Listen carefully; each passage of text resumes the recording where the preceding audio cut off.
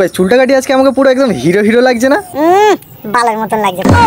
এতটা অপমান সহ্য না করতে পেরে আমি ঘর থেকে বেরিয়ে পড়লাম, আর বেরিয়ে দেখি বৃষ্টি শুরু হয়ে গেছে। তাও আমি বৃষ্টি না মেনে আমি চলে আসি গোবরের খাটালের আড্ডায়। আর খাটালে এখানে আসতে দেখি এই মালটাও চলে এসেছে। আমি ওকে বললাম চল তুই যাবি ঘুরতে, ও বললো চ। তারপর রাস্তা দিয়ে যেতে যেতে দেখলাম এক জায়গায় গণেশ পুজো হচ্ছিল, তাই আমরা সেখান থেকে লাড্ডু চাইতে গেলাম। তো আমাদেরকে ওখান থেকে ভাগে দিল, কোনো লাড্ডু আমরা ভাগ।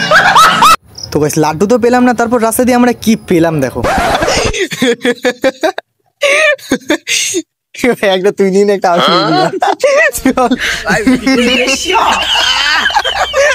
তারপর দিকে একটা বাচ্চা আমাদেরকে একটা ঘড়ি দিচ্ছে, বলছে দাদা এই ঘড়িটা লেস ধরে তোমরা যেখানে সেখানে চলে যেতে পারবে। আমরা বললাম না, আমাদের কাছে স্কুটি আছে, আমরা চলে যেতে পারবো। তাই আমরা পাম্পে তেল ভরিয়ে বেরিয়ে পড়লাম। আর রাস্তা দিয়ে যেতে যেতে দেখি একটা কুকুরকে মনে কোনো গাড়ি মেরে দিয়ে চলে গেছে। দেখে তো খুবই খারাপ লাগলো, কিন্তু কি করা যাবে। তারপর আমরা সেখান থেকে বেরিয়ে যাই। তারপর হঠাৎ দেখি পোষে হিপনোটাইজ করে দিচ্ছিল মালটা না, উল্টো হেঁটে হেঁটে কোথা দিয়ে যাচ্ছিল। হিপনোটাইজ দেখতে দেখতে বিকেল থেকে একদম সন্ধ্যা হয়ে গেল, আর আমরা চলে গেলাম একটা চায়ের ক্যাফের মতো। তো চায়ের ক্যাফের ভিতরে ঢুকেই ভাবছিলাম যে কি খাবো, আর আমাদের কাছে কোনো টাকা ছিল না। তারপর দেখলাম পোষেন কোথা দিয়ে চা নিয়ে আসলো, মনে হয় ওয়েটারে কাজ করছিল।